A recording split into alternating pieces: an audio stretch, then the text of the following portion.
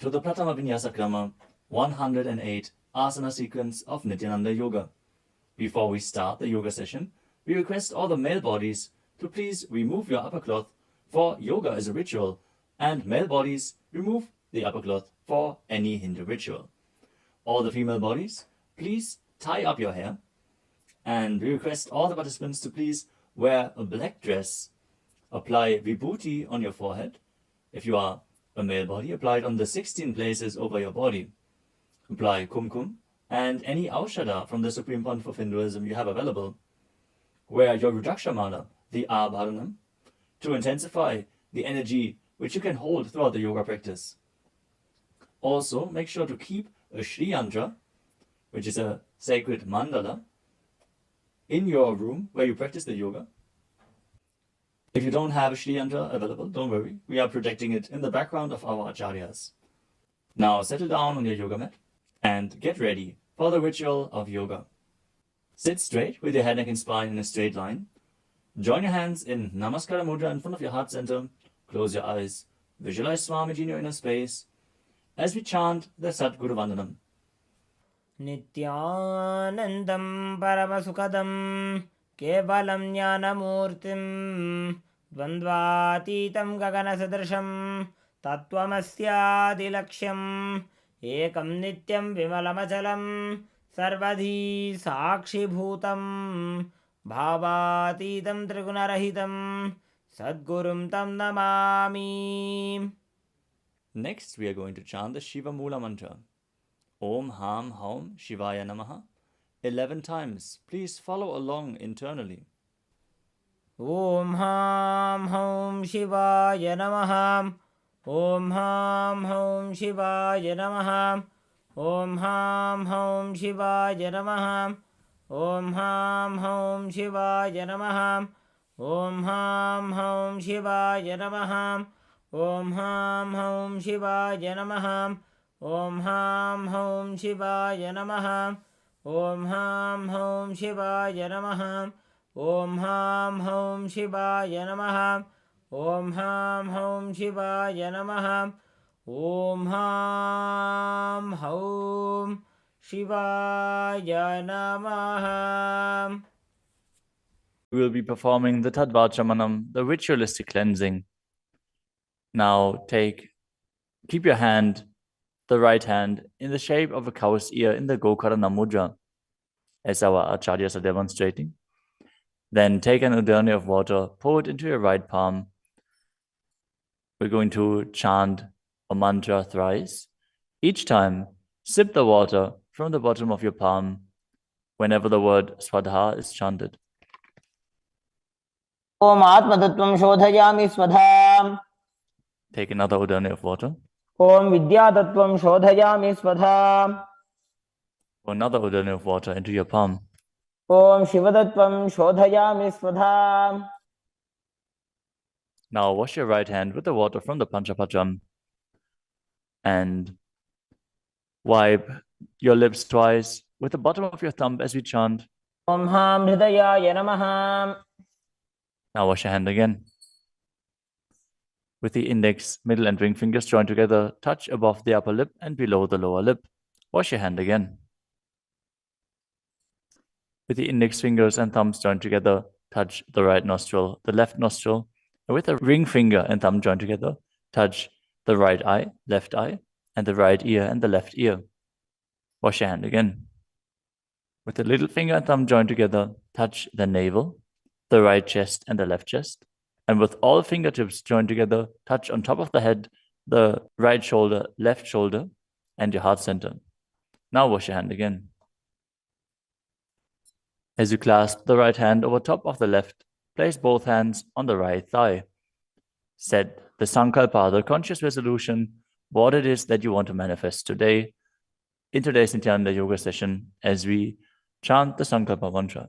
Om Mamopatta Samasta Duridakshayadvara Bhagavad Shri Nityananda Paramashiva Prityartham Shri Nityanandeshwari Paramashiva Shakti Sameta Shri Nityanandeshwara Paramashiva Prityartham Cha Adya Purvokta Evam Guna Visheshena Vishishtayam Asyam Shubhadito.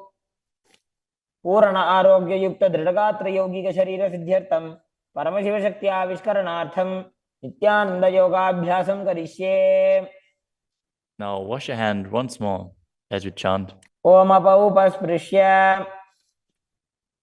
Keep your Panchapatram and Udani out of harm's way as we are getting ready to start the yoga. Now sit in a comfortable cross-legged position with your head, neck, and spine in a straight line. Bring the index fingers and thumbs joined together on top of the knees in Bindu Mudra. Engage the three bandhas, the energy locks, which are contracting the perineal region and pulling it in and up. The Uddiyana Bandha, the stomach lock, contracting your stomach muscles and pulling your stomach in and up towards your spine. And the Jalandhara Bandha, the throat lock, tucking your chin to the chest and internally contracting your throat muscles. Together they form Mahamudra Bandha, which is a great secret of the yogic practice and will enhance your yoga practice manifold. Next up is the visualization. Hold the visualization for the right context of each of the asanas. The first visualization is Lord Shiva.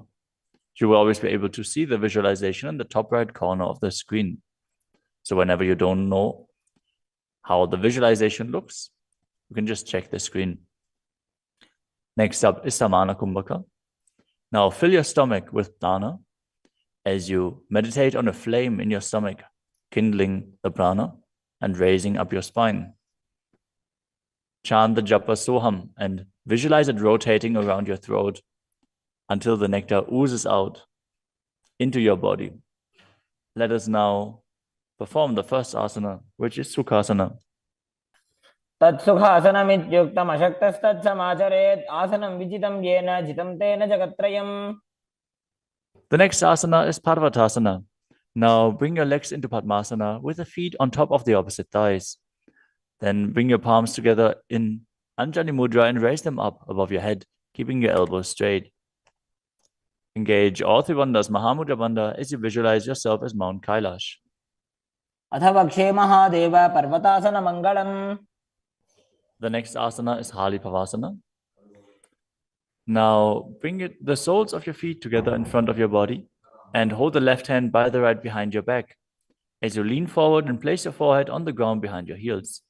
Engage all three bandhas as you gaze to the nose and visualize Swamiji in your inner space. पूर्वविधियाहु मे जानो उभयपकतले सम्पुटठानो.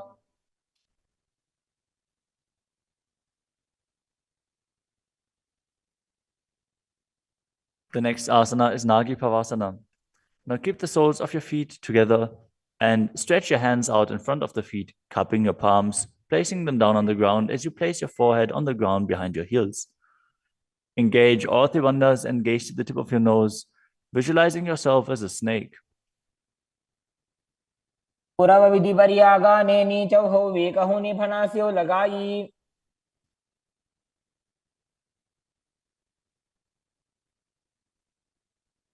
Next up is Kokilasana.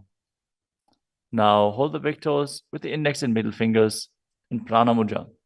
Then raise the legs up straight and then cross them into Padmasana, leaning forward and down onto your elbows. Engage all three bandhas as you visualize yourself as a bird.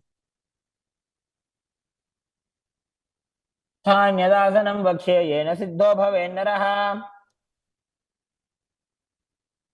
The next asana is Neti Asana. Now place one ankle on top of the opposite knee as you hold onto the opposite elbows. Engage all three bandhas, rotate your arms in a circle and gaze to the nose, visualizing Swamiji in your inner space, and after some time change the direction of the movement. घोड़ा बामा पादगी आशमाहिली सोये दक्षचरण को वार लोता परिकुल्फ समोय.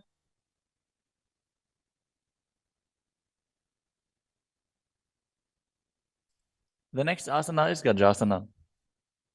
Now press your hands onto the ground, lifting your hips up high. Lower your head, then your chest, scooping the body forward and down again and again as you visualize yourself as an elephant. And perform Uddiyana Bandha, the stomach lock, and Mula Bandha, the root lock, as you do so. युग्जं पादाग्रे भूमौ कृत्वा लम्बी भूया मस्तकाग्रे निधाय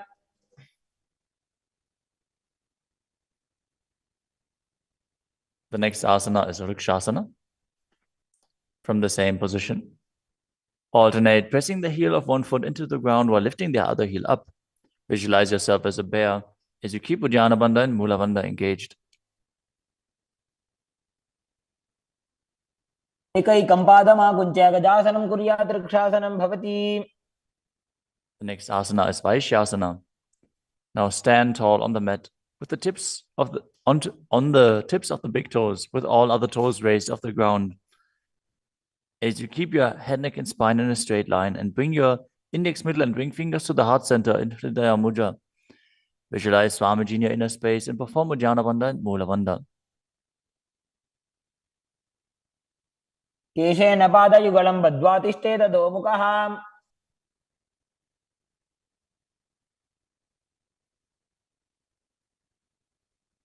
Next up is the Urdhva Janukarana. Stand with your heels touching, toes facing outwards at a 45-degree angle, and the knees bent in Arimandi. Now, bring both hands to the chest with the elbows parallel to the ground. Then lift one knee up towards the center of your body, followed along with the respective hand as you make circular motions on both sides again and again.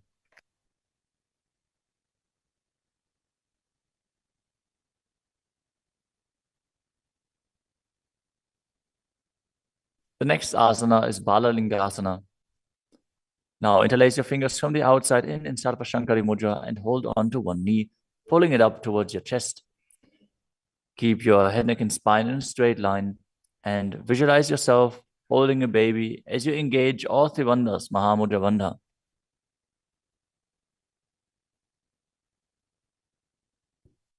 एकं जानूरसि आलिङ्ग्य स्थातव्यं बाललिङ्गनं भवति. You move on to Padapidanasana. Now take the foot and pull it behind towards your buttocks. Hold it with both hands. Be straight. Engage all three bandhas as you visualize Swamiji in your inner space. त्वैकस्मिन् पादतले कराभ्यां वेष्टयेत्तनुम्. The next asana is Natarajasana. Standing on one leg, hold on to one foot and extend it backwards as you lean forward and stretch your arm out in front in Bindu Mudra with the index finger and thumb touching as you visualize yourself dancing as Lord Nataraja and perform the Mula Bandha. उत्तानपादं क्रौञ्चं च मरीचिं वीरभद्रकम्. Now stand on the other leg and repeat Balalingasana on the other side, pulling the knee up towards your chest and visualize yourself caressing a baby. एकं जानूरसि आलिङ्ग्य स्थातव्यं बाललिङ्गनं भवति. Now repeat Padapidanasana on the other side. Pull the other foot towards your buttocks and visualize Swamiji in your inner space, engaging all three bandhas. स्थित्वैकस्मिन् पादतले कराभ्यां वेष्टयेत्तनुम्. Now repeat Natarajasana on the other side, visualizing yourself as Lord Nataraja. पादं क्रौञ्चं च मरीचिं वीरभद्रकम्.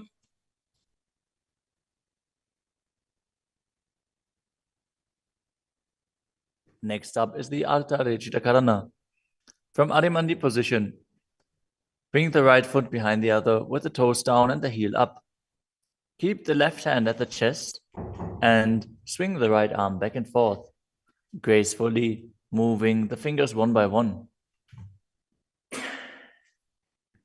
Now keep the right hand over top of the nose, uncross your ankles, and repeat the movement on the other side.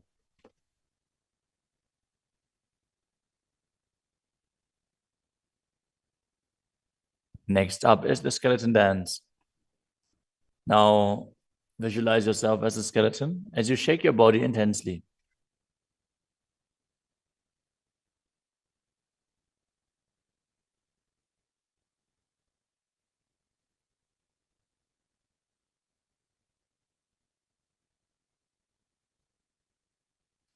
We move on to Karana. From Arimandi, with the heels together, toes pointing outwards and the knees bent, bring your hands above your head with the arms crossed, palms facing backwards. Now open your hips to one side and open the arms along above your head. Return to the center and repeat the movement on both sides again and again.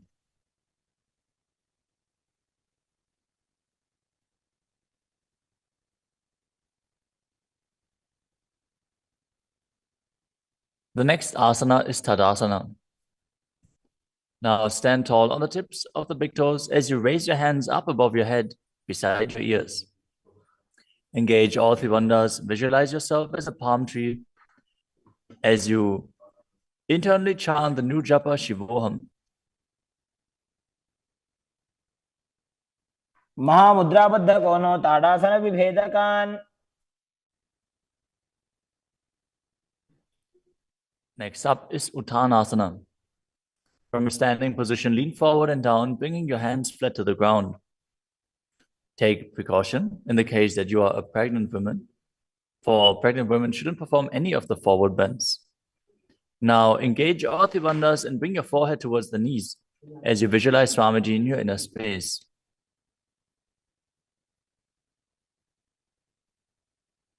महामुद्राबद्ध कोनो ताड़ासन विभेदकान. The next asana is Tadakshvasana, the plank position.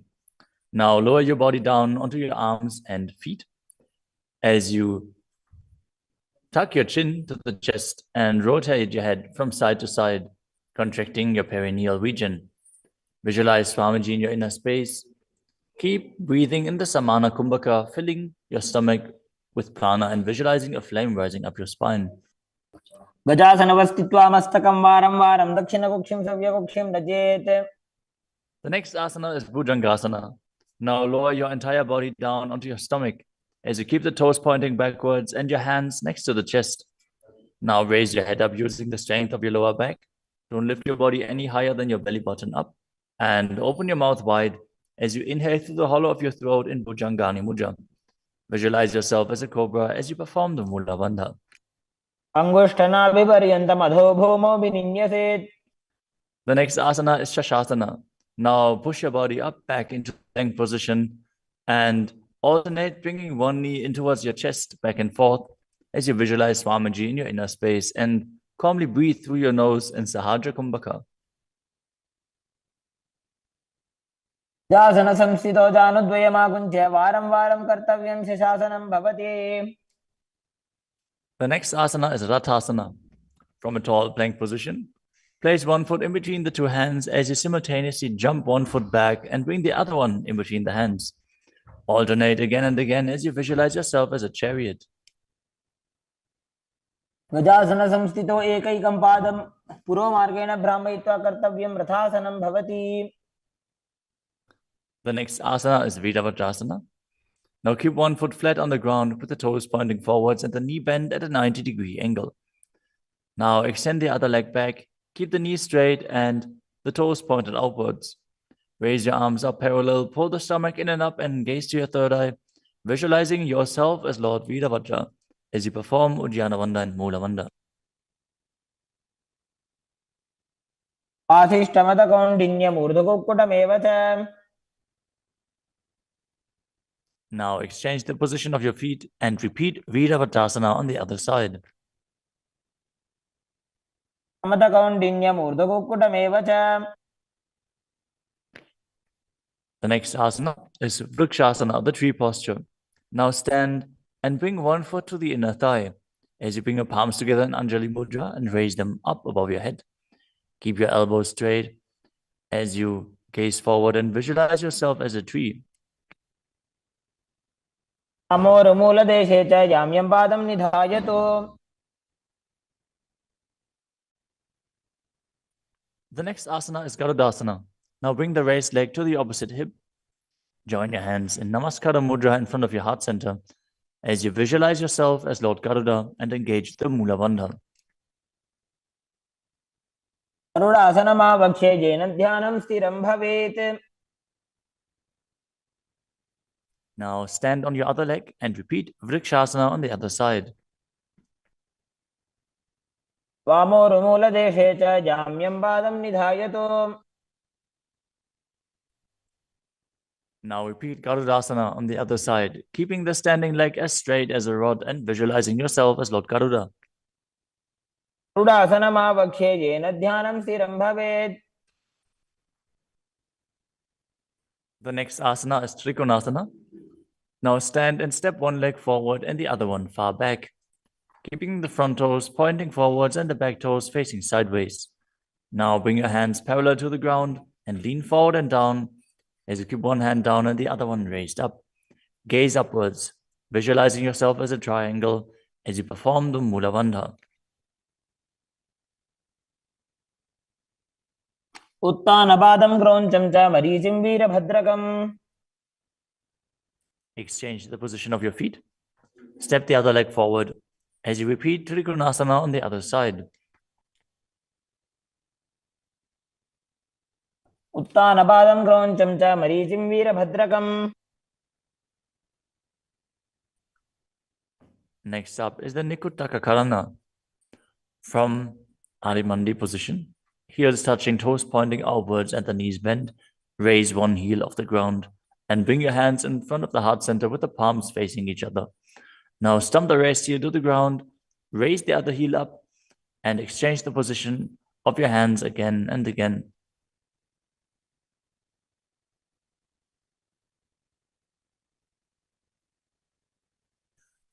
The next asana is Angushtasana. Now lower your body down onto the tips of your toes, placing the perineum on the back of your heels. Raise your knees off the ground and keep them together as you join your palms in front of your heart center in Namaskara Mudra. Visualize Swamiji in your inner space as you breathe in Brahmari Kumbhaka, buzzing like a bee on the inhalation and exhalation as you perform the Mula Bandha and internally chant the new japa Sadashivoham. बन्धासनमित्याहुः गोरक्षासनमेव च। The next asana is Saurasana. From the tips of the toes, extend one leg straight out with the heel down and the toes up. Keep your fingers down on the ground by the sides with the palms facing forward in Vara Mudra. Visualize Swamiji in your inner space as you perform the Mula Bandha. प्रसार्य एकं पादतलं संस्थाप्य त्वेकपादकम्। The next asana is Vidunanasana. Now, from Saurasana, lean forward and hold on to the big toe in Prana Mudra. As you hold the back heel with the other hand, balance. Visualize Swamiji in your inner space and perform the Mula Bandha. गुल्फस्थितो पादमेकं प्रसार्य तत्पादाग्रं संस्पृश्य तत्करेण। Now exchange the position of your feet. Stretch the other leg forward as you repeat Saurasana on the other side. प्रसार्य एकं पादतलं संस्थाप्य त्वेकपादकम्। Now again, lean forward and down, holding on to the front foot and the back heel. Repeating Vidunanasana on the other side. स्थितो पादमेकं प्रसार्य तत्पादाग्रं संस्पृश्य तत्करेण। The next asana is Brahmajarankushasana. As you keep the toes on the ground and the perineum placed on top of the heels, which are raised off the ground, keep a gap between your legs and place the back of your hands on top of the respective knees. Contract the perineal region and tuck your chin to the chest as you gaze in between the two hands in Shambhavi Mudra, with eyes opened wide, unblinking, actually gazing within. As you visualize Swamiji within and perform the Jalandhara Bandha and Mula Bandha. द्वौ भणापाणि होय वैसे एड़ी mail रुकुदानि वैसे। The next asana is Kapilasana. Now drop your knees to the ground with the toes tucked behind, sitting your perineum on the heels. As you keep your hands on top of the respective thighs and pull your stomach in and up, contract the perineal region, gaze to the tip of the nose and visualize yourself as sage Kapila Muni. उभय पगदली समटारावे तिनकी Mahuli core मिलावे।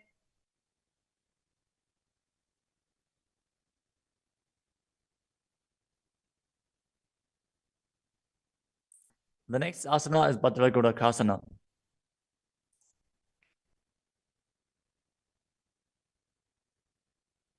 Maintain the same position as you shift your gaze up to the third eye. Visualize Swamiji in your inner space as you buzz like a bee in Brahmari Kumbhaka.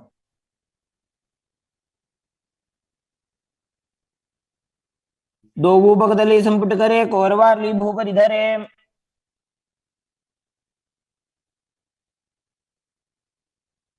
The next asana is Suryasana. Now sit with your toes tucked, perineum placed on top of the raised heels. As you bring your thumbs and little fingers together in Padma Mudra, opening up the palms resembling a lotus flower. Now raise your hands up above your head as you gaze up in between the gap between the palms, visualizing yourself as Lord Surya.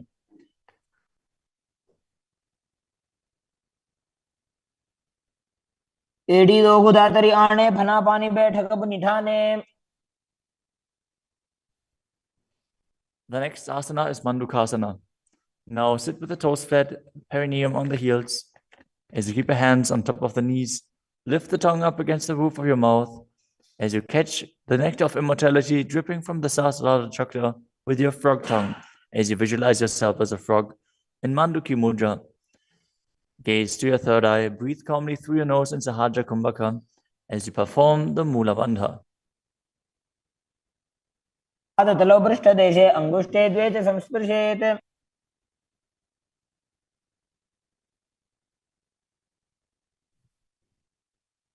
The next asana is Uttana Mandukasana. Maintain the same sitting posture, but bring your hands behind your back, holding onto the opposite shoulders. Gaze to your third eye, visualize yourself as a frog as you keep your tongue pressed against the palate of your mouth in Manduki Mudra. Perform Uddiyana Bandha and Mula Bandha as you do so.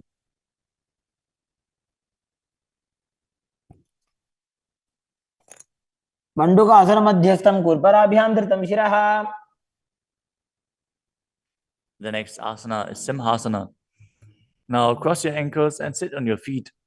As you keep the knees wide, fingers spread on top of the knees, open your mouth wide, stick out your tongue and exhale forcefully as you gaze at the tip of your nose and visualize yourself as a lion.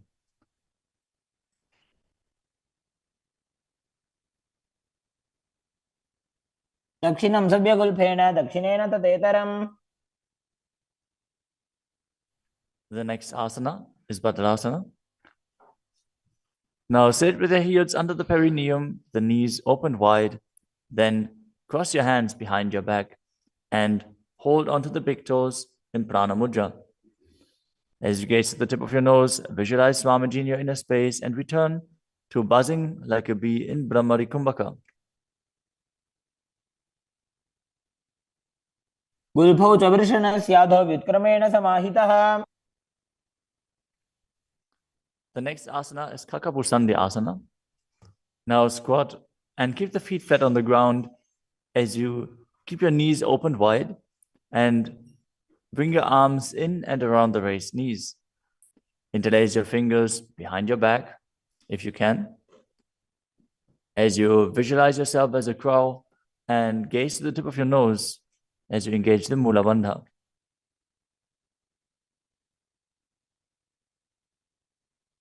प्रथमे वेशक उपदठाने दो वोहा तपगमी च आने. The next asana is Kanipavasana. Now keep the palms on the floor, shoulder width apart. Bring your knees onto the back of your arms towards your armpits. Lean forward, raise your feet off the ground as you visualize Swamiji in your inner space and balance on your arms. को गुण आशी दुष्टता होई तो आछी होई. The next asana is Kapali Asana. Now place your hands on the ground, shoulder width apart. Bring the top of your head onto the ground.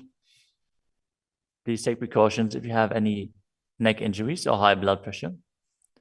Any of the inverted postures. Now bring your knees onto the elbows, your hips over the shoulders, and straighten your legs up as you gaze to the nose and visualize Swamiji in your inner space. Isha धरती टेकी पग दो वो मिली बा ऊंचा कुकरे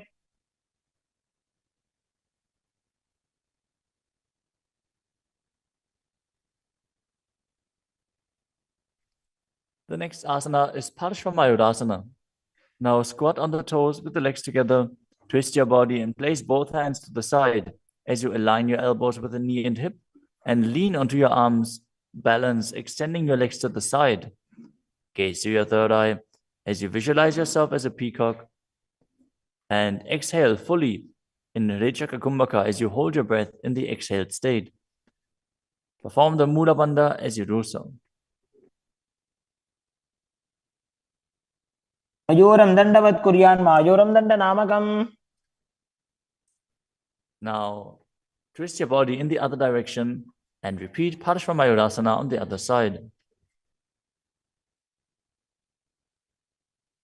मयूरम दंडवत कुर्यान मायूरम दंड नामकम.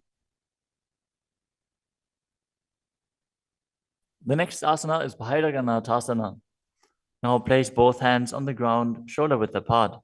Stretch your legs back straight into Tadakshvasana, the plank position.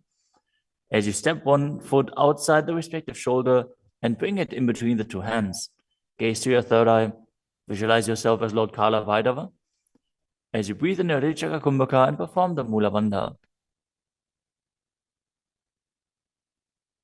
आसन की गुण पीती जागी.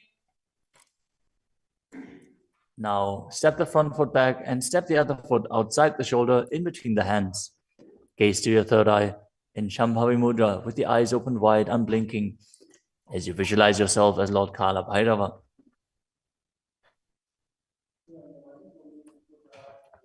आसन को गुण पीती जाई.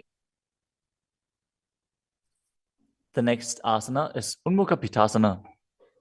From Tadakshvasana, the plank position, bring your forearms down on the ground as you walk your feet forward, raising your hips. Lift your chest and head up and gaze to your third eye, visualizing Swamiji in your inner space.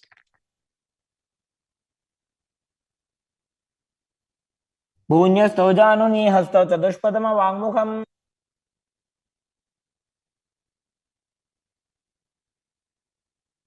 The next asana is Vashishthasana.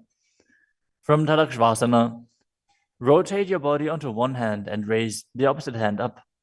Keep the balancing hand directly beneath your shoulder as you raise your hips and gaze up towards the sky, visualizing yourself as Sage Vashishta as you perform the Mula Bandha. ऊर्ध्वकुक्कुटवासिष्ठ मरीचिहलमत्स्यकम्. Now twist your body in the other direction. Balance on the other hand as you repeat Vashishthasana.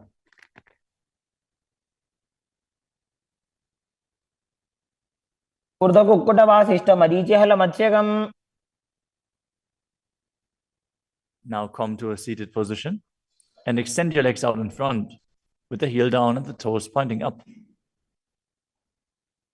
Now bring your hands under the buttocks with the palms facing up. Keep your spine straight, elbows close to your body. Tuck your chin to the chest. Contract the perineal region. As you gaze through the nose, visualize yourself as Lord Hanuman and internally chant the new japa Mahasadaशिवोहम.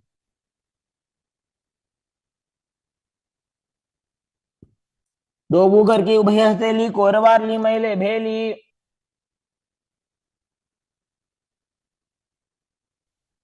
Next up is Paschimottanasana. Now visualize Swamiji in your inner space as you lean forward and down, holding onto the big toes in Prana Mudra. Perform Mahamudra Bandha, all three bandhas engaged, and exhale all the air from your lungs in Rechaka Kumbhaka. जानो बरिला लाटंतो पश्चिमं दानमुच्यते. The next asana is Ugrasana. With your legs straight, interlace your fingers behind your neck. Lean your chest forward and down, bringing your head to the knees by the strength of your core. Engage all three bandhas as you visualize Kali in your inner space. शुभानिभ्यां दृढं धृत्वा जानो परिशिरोऽन्यसेत्.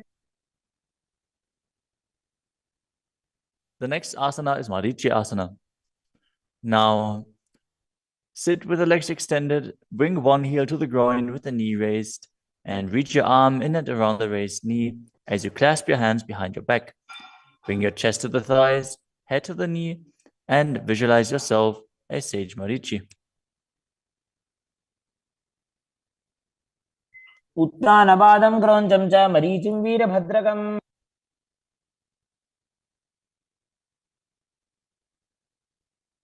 Now drop the knee down to the ground and lean forward, holding onto the front foot with both hands.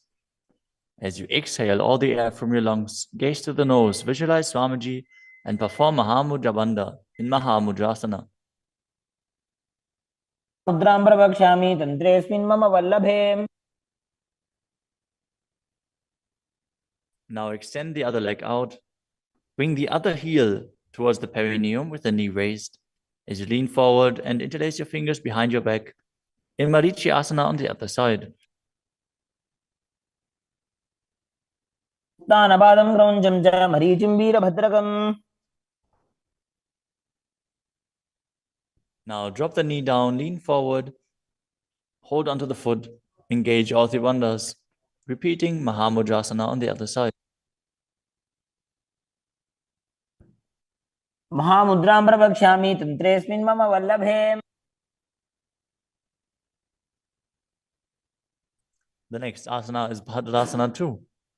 As you sit and bring the soles of the feet together, with your heels close to the perineum, keep your knees wide, hold your feet firmly with both hands, and maintain a straight spine as you gaze to the nose and visualize Swamiji in your inner space. कुल्भौ तु वृषणस्यादः सीवन्त्याः पार्श्वयोः क्षिपेत्.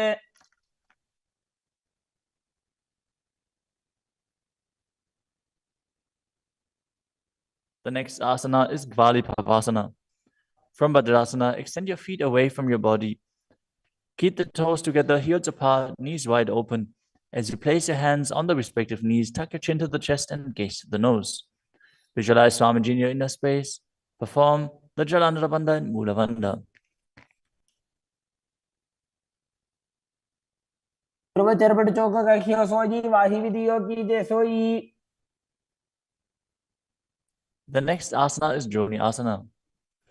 Now sit, keep the soles of the feet together and the heels close to your perineum as you visualize the Yoni Mandala, which is projected on the screen. Now hold the soles of the feet as you lean forward and down and bring the forehead to the feet as you gaze to the nose and perform the Mula Bandha. दोगो बगतले संपुट करे एड़ी मेड़ के ढिंग धरे.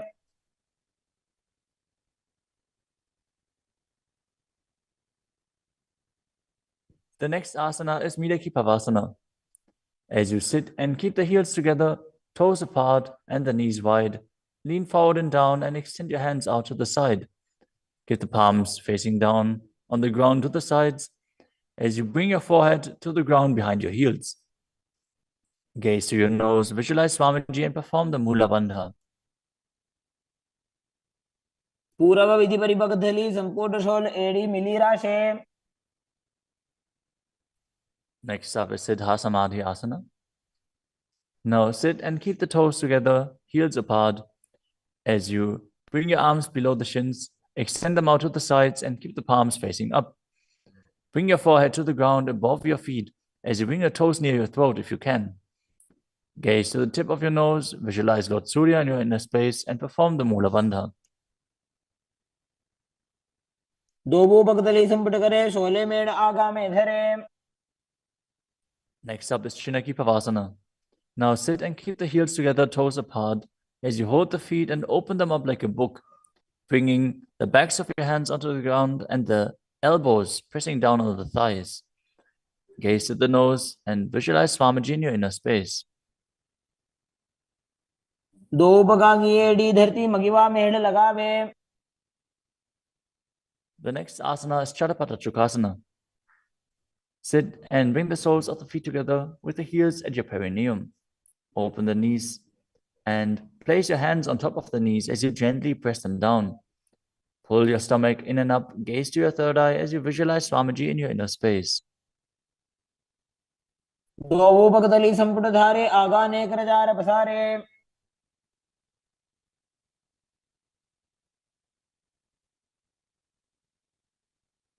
The next asana is Bhairavasana. Now sit and bring the soles of the feet together with your knees open wide. Lift the heels up and bring the toes down onto the ground.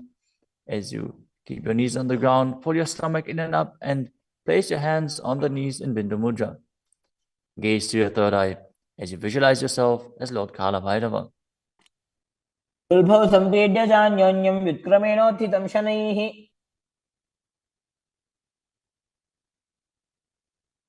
The next asana is Samanasana. Now sit with one heel at the perineum. Lift and hold the other foot, pulling the sole of the foot to your chest. Gaze to your third eye as you perform the Mula Bandha and visualize Swamiji in your inner space. समान आसनमावक्षे सिद्धमन्त्रादि साधनात्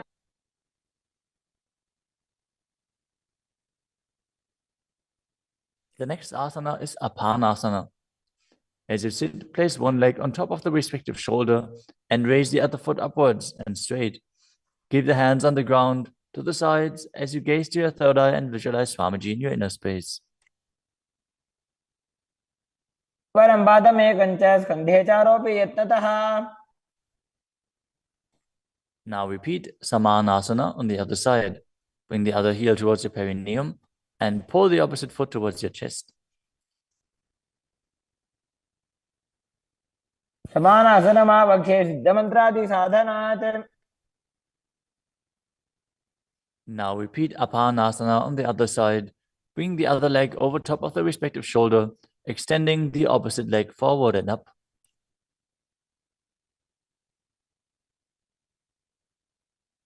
परं पादमेकञ्च स्कन्धे चारोऽपि यत्नतः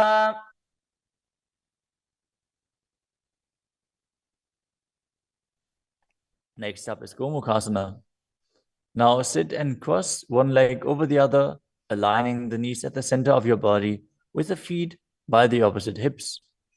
Place both hands on top of the stacked knees as you gaze to the nose, visualize the face of a cow, and perform the Mula Bandha. Start breathing in Siddhkari Kumbhaka, pressing your tongue against the palate of your mouth without touching the teeth and hissing through your teeth while inhaling. Internally chant the new japa Om Nityanandoham. सव्ये दक्षिणगुल्फं तु पृष्ठपार्श्वे नियोजयेत् The next asana is Anasuyasana.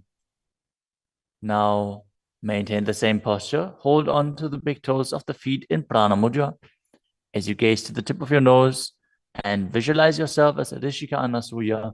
Engage Udyana Bandha and Mula Bandha.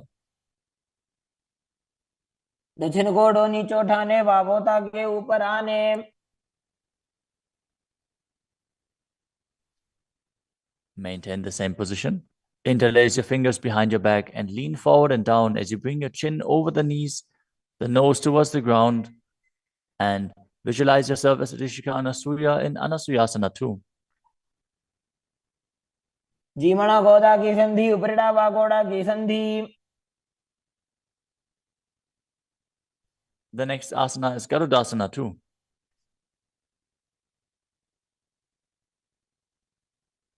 Now sit on the ground with one heel pressed against the perineum. As you keep the opposite foot flat on the ground with the knee raised to your chest. Keep the hands on the respective knee. As you visualize yourself as Lord Garuda, gaze to the nose and perform the Mula Bandha. नावोपगमोडी एडी माहिलो गुल्फ मूलद्वारणी चैदे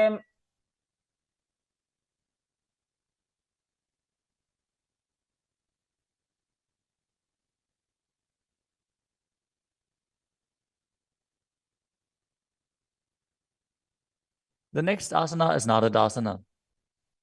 Now, sit and place your perineum on top of one heel as you interlace your fingers behind your neck. And twist your elbows outside of the raised knee. Gaze to your third eye and visualize yourself as Sajnadada as you perform the Mula Bandha.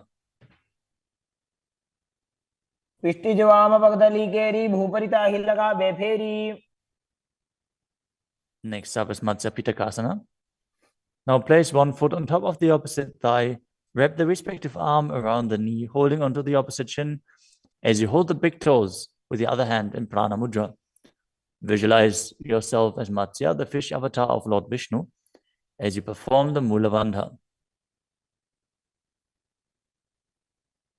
नवामाङ्गुष्टन्तो गृहीतं मत्स्यपीठकम्.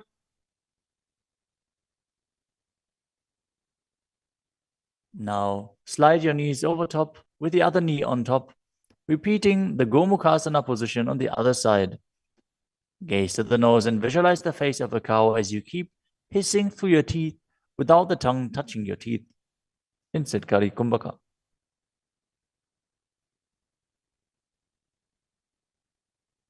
सव्ये दक्षिणगुल्फं तु पृष्ठपार्श्वे नियोजयेत्.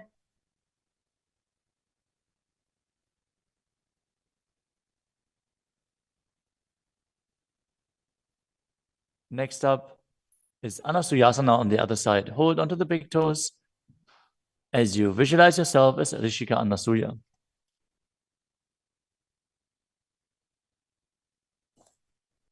दक्षिण कोडो नीचे उठाने wow तागे ऊपर आने.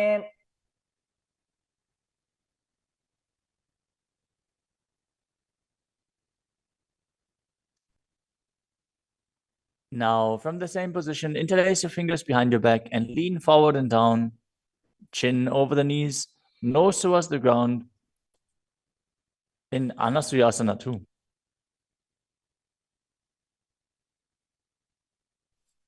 जीमणा गोदा की संधि उपरिड़ा वा गोड़ा की संधि.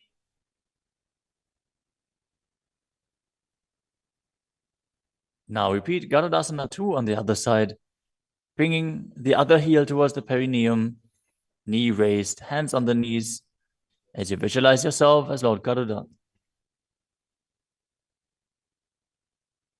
डावो पगमोड़ी एड़ी माहिलो गुल्फमूल द्वार नीचे दे. Next up is Narudasana on the other side. Raise the perineum onto the heel, interlace your fingers behind your neck, and twist your elbows outside of the raised knee, visualizing yourself as Sage Naruda.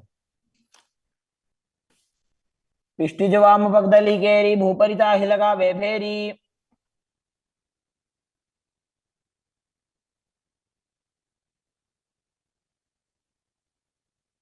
Next up is Matsya Pitakasana on the other side. Now place the other foot on top of the opposite thigh. Hold on to the shin and the big toe of that foot as you visualize Matsya, the fish avatar of Vishnu. वामे नवामाङ्गुष्टन्तो गृहीतं मत्स्यपीठकम्. Next up is Matsendrasana. Now place one foot on top of the opposite thighs as you place the opposite foot on the ground, flat. Twist and bring the elbow outside of the raised knee. Keep your raised arm by the neck. Turn your head back and gaze to your third eye, visualizing Matsyendranath, the great sage and master of Hatha Yoga. उदरं पश्चिमाभासं कृत्वा तिष्ठति यत्नतः.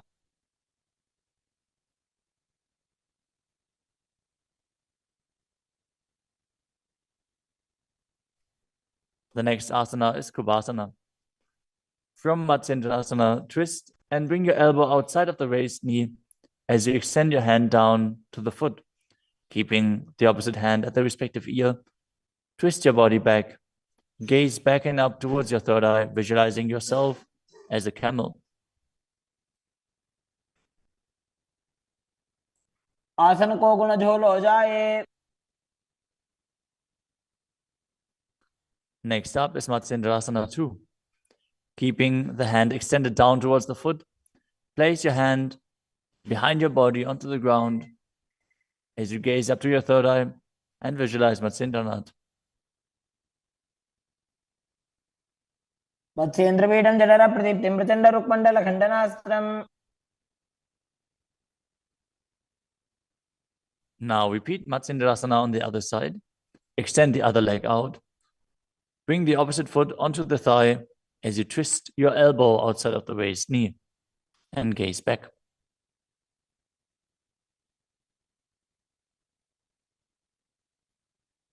उदरं पश्चिमाभासं कृत्वा तिष्ठति यत्ततः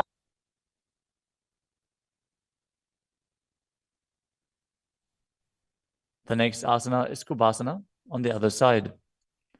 Now hold on to the front big toe and prana mudra as you keep the other hand towards the respective ear, gazing back and up towards your third eye and visualizing yourself as a camel. आसन को गुण झोलो जाए. The hand to the ground behind you. Twist your body even further as you visualize Matsyendranath in Matsendrasana too.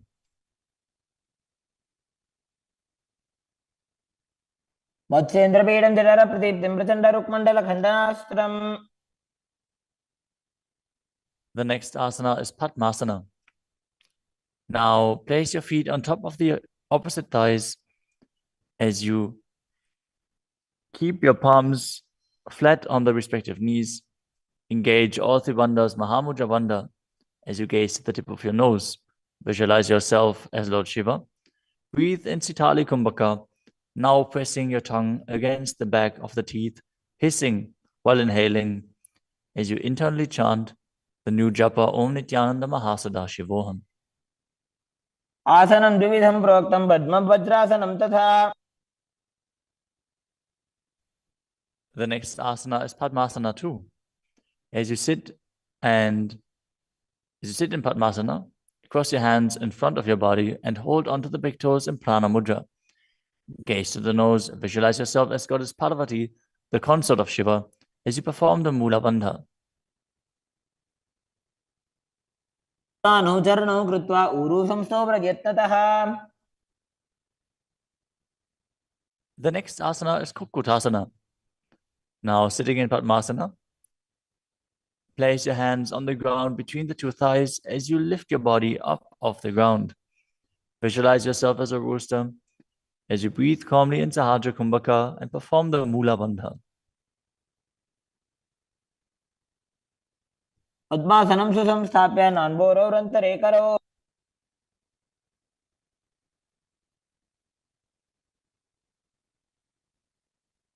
The next asana is Baddha Keki Asana. From Padmasana, raise up onto the knees as you bring your hands flat on the ground with the fingers pointing backwards. Keep the elbows together, press them against the navel, and then lean forward. Find balance and extend your knees up off the ground. Visualize Swamiji in your inner space as you perform the Mula Bandha.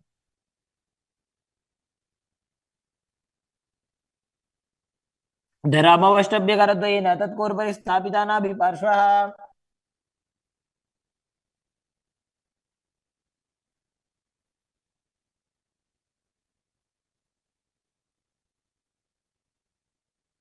The next asana is Mayurasana.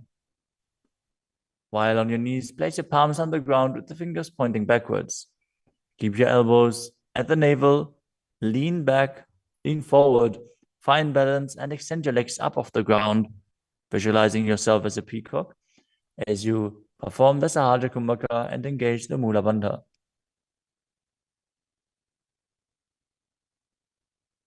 अथ वक्षे Mahadev मयूरासनमुत्तमम्.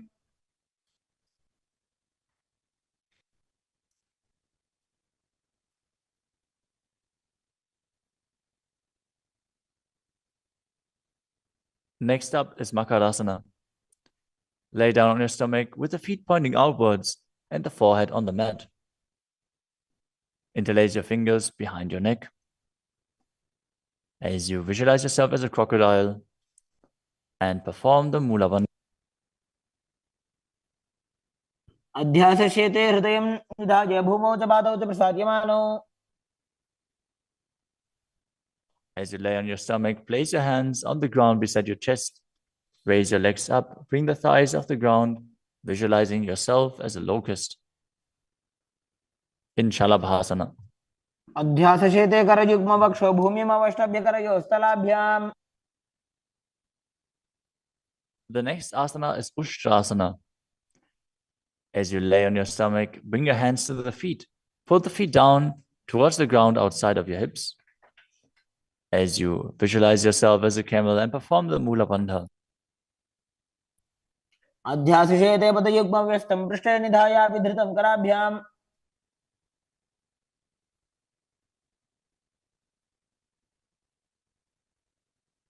The next asana is Dhanurasana. From Ushtrasana, tighten the grip on your feet and kick the legs back and up as you lean forward and lift your chest off the ground. Gaze up to your third eye and visualize yourself as Pinaka, Lord Shiva's bow. Perform the Mula Bandha as you do so.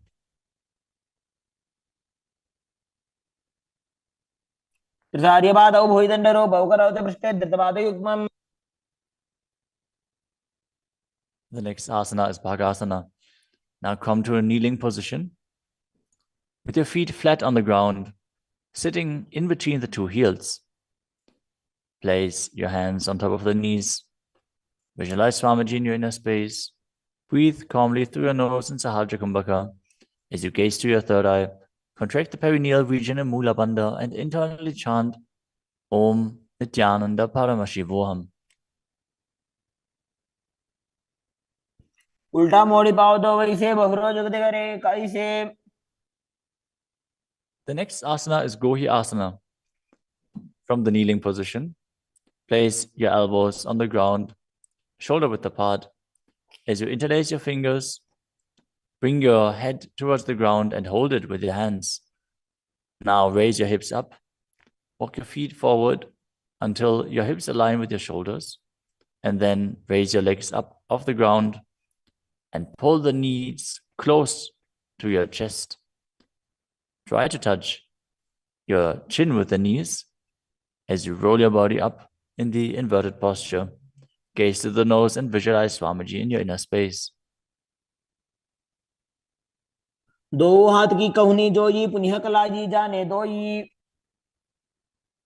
Now, from Gohi Asana, extend your legs up straight into Shirshasana. Gaze to the nose and visualize Swamiji in your inner space as you perform the Mula Bandha. विपरीतं मण्डलं च द्विधैव विदितं हिनः. Gently lower your body down and come to a seated posture. Now sit with your hands behind your calves and stretch your legs up. Bring your forehead to the knees as you come to a vertical position with your legs. Visualize Swamiji in your inner space and perform the Bhastika Kumbhaka, rapidly exhaling from your diaphragm, pushing the air out without inhaling, like the bellows of a blacksmith. We're going to perform Bhastika Kumbhaka for the next few asanas, so keep your core engaged and rapidly breathe through your nose. दो हाथ पग बाहर आने घोड़ा तरे काकसी ठाने. The next asana is Parighasana. Now sit and extend your legs out and up at a 45-degree angle. Bring your hands behind. Hold the opposite shoulders as you keep the chest upright, legs straight, toes pointed. Gaze to your third eye as you visualize yourself as a mace.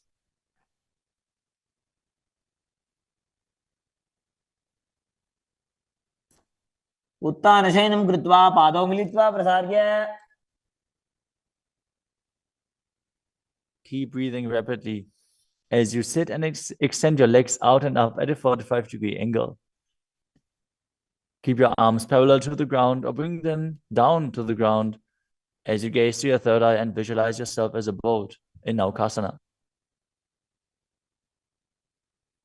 तानशयनं कुर्पराभ्यां भूमिमवष्टभ्य. Next up is Rudrasana. Now sit and lift your feet up. Scoop your hands under the heels and pull the feet towards your chest. Keep your spine upright, gaze to the nose as you visualize yourself as Lord Rudra. Perform the Mula Bandha as you do so. पगदली संपूटक हाथस्योपक ऊंचाई. The next asana is Unmukha Pittasana too. Now lay down on your back with the feet flat on the ground, the knees raised up. Bring your palms down to the ground with the fingers just touching the back of your heels.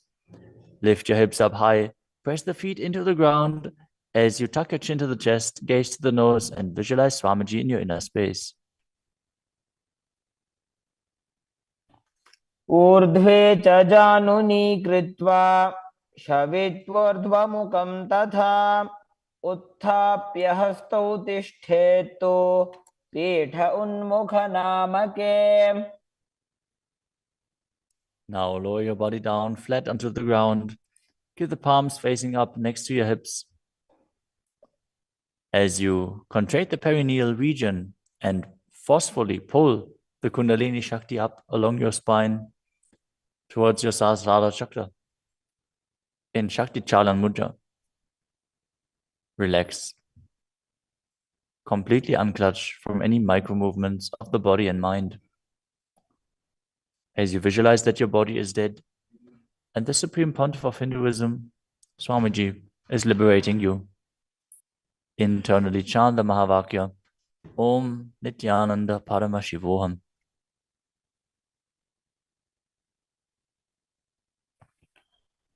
उत्तानं शववद्भूमौ शयनं तुषवासनं शवासनं श्रान्तिहरं चित्तविश्रान्तिकारकम्.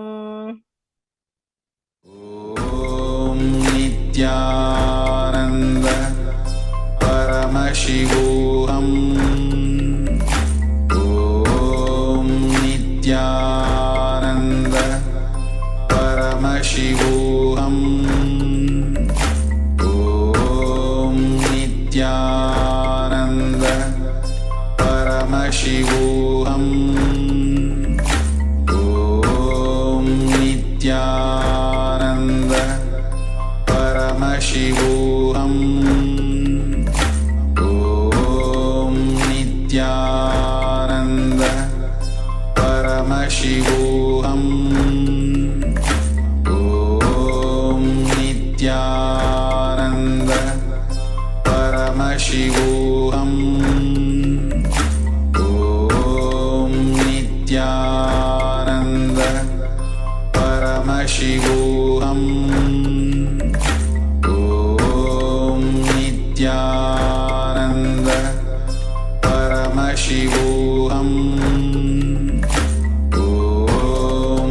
नित्यानन्द परमशिवोऽहम् ॐ नित्यानन्द परमशिवोऽहम् ॐ नित्यानन्द परमशिवोऽहम् ॐ नित्यानन्द परमशिवोऽहम् ॐ नित्यानन्द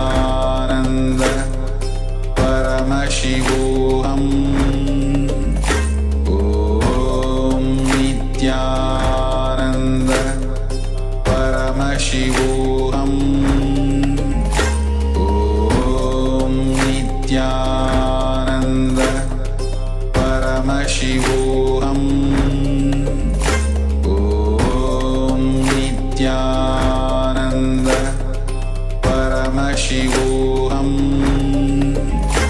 ॐ नित्यानन्द परमशिवोऽहम् ॐ नित्यानन्द परमशिवोऽहम् ॐ नित्यानन्द परमशिवोऽहम्. Now slowly return to your physical body. Start to wiggle your fingers and toes, your wrists and your ankles, your elbows and your knees. Pull your knees up towards your chest and rock your body from side to side as you return to a comfortable seated position.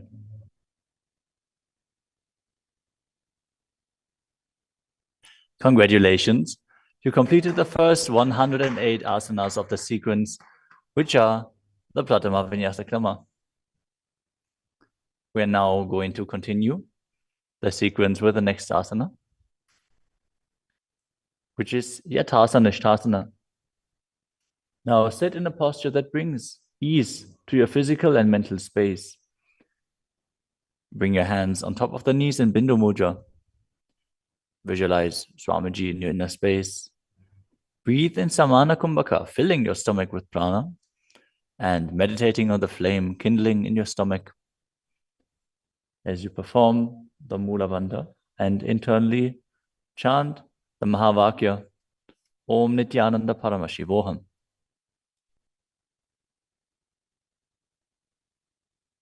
पर्यङ्कं तत्समाख्यातम्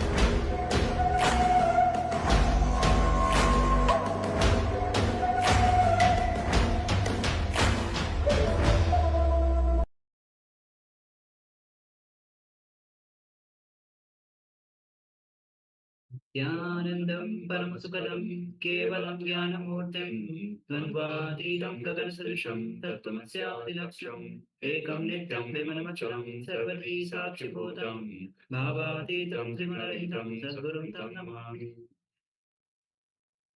Nityananda, all of you, and welcome to today's day 4 of Paramashivoham Level 1. And with I just finished 100 asana sequence, the Pratham Vinyasa Krama. So, with the blessings of the Supreme Pontiff of Hinduism, we'll be now beginning with the power manifestation, and the day 4 will be continuing. So welcome all of you on today's journey of day 4 of the Paramshom, all 21 days of program. So we have Ma Sarichan, Nityanandama. Nityanandama. We have Ma Taj Bibi, Nityanandam. Nityanandama. We have Ma Ya Ling Liang, Nityanandam. Nityanandama. Also we have Ma Yan Hong, Nityanandam. Nityanandam. And we have Ma Amitavandani, Nityanandama. Nityanandam, and welcome to all of you. And also all the participants on the YouTube. Also you are also welcome and give your full participation, especially when you're on the YouTube. It's difficult to give the full interaction, but make sure we'll be giving the link to join you via two-way. And even through the YouTube, you can have full participation. You can give the comment or your queries in the Zoom chat, in the YouTube chat. So if you want to have so now we'll be beginning with the power manifestation. So be ready with the blindfold or the piece of cloth to manifest the powers of third eye. The more you manifest the powers of third eye, your individual will align with the Paramashivoham Level. And Swami says very beautifully, when your third eye awakens, you manifest anything that you want to manifest. So let's get ready to manifest the powers of third eye. Meanwhile, we'll be entering into the SUPREME, which is a scriptural reference for manifesting the powers of third eye. कपालान्तर्मनो यस्य तिष्ठन्मीलितलोचनः क्रमेण मनसोधार्य लक्ष्ये लक्ष्यमुत्तमम्. The translation of this verse goes as, by fixing the mind on the inner space within the crown center and sitting stably without any movement, having the eyes closed in succession, by that stability of the mind and the inner space through the power of third eye, one directly sees the ultimate goal, Lakshyam, by having the vision beyond the sight that reveals any object or place, attaining the space of oneness with the source, Paramashiva.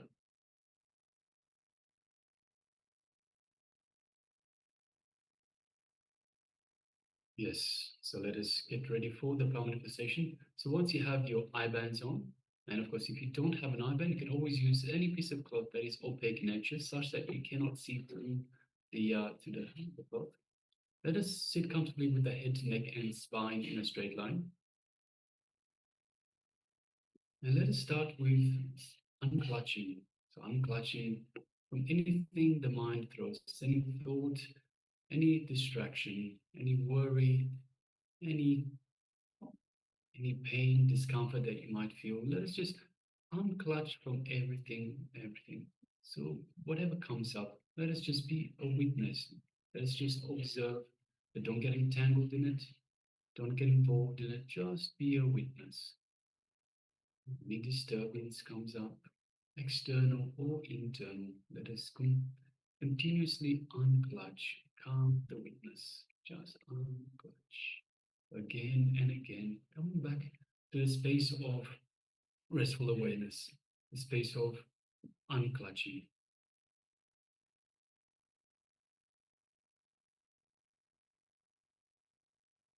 Now let us move our gaze, our awareness to the inner space, our inner space, the Ananda Gandha, which is situated just below the heart center. And let us visualize Swamiji in there. You visualize your favorite murti, your favorite image, picture of Swamiji in your inner space, the one that you have most connection with. Just visualize Swamiji in your inner space. And just a mere remembrance, visualization of Swamiji in your inner space invokes him, invokes his presence, makes him available for you.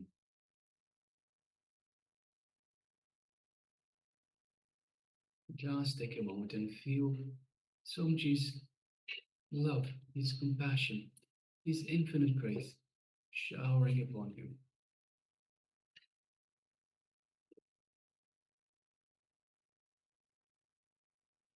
Feel Swamiji's superconscious energy just flowing throughout your entire body.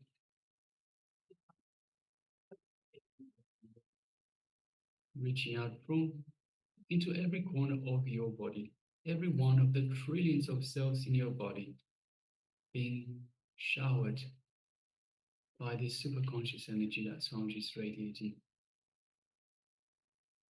Every cell feeling alive, rejuvenated, and energized. Just take a moment and feel the space of oneness with Swamiji. And know that you are one with Swamiji. It's just you and Swamiji in your inner space.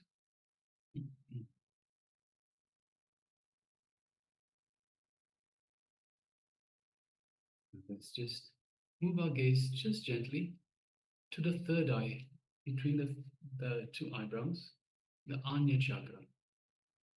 And through our third eye, let us gaze into Swamiji's third eye. So let us visualize Swamiji and look into Swamiji's third eye. And as you do so, you feel a connection, an energetic connection to Swamiji's third eye. Just take a moment and feel that connection. Feel the energy in your third eye. As your third eye is awakened, activated.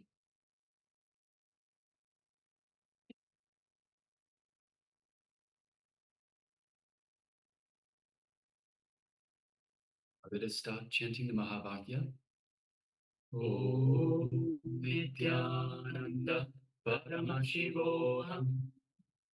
Om Nityananda Paramashivoham. Om Nityananda Paramashivoham. Yes, continue chanting the Mahavakya.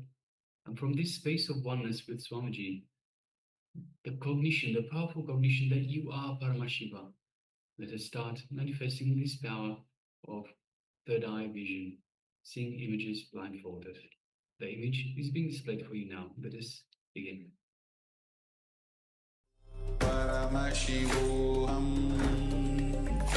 Om Nityananda Paramashivoham Om Nityananda Paramashivoham Om Nityananda Paramashivoham Om Nityananda Paramashivoham Om Nityananda Paramashivoham Om Nityananda Paramashivoham Om Nityananda Paramashivoham Om Nityananda Paramashivoham Om Nityananda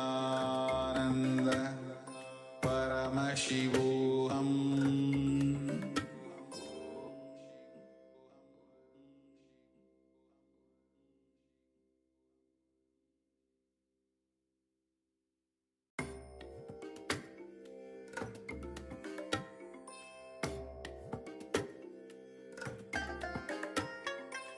I bless you all.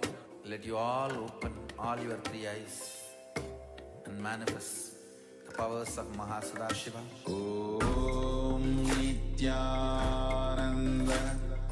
Paramashivoham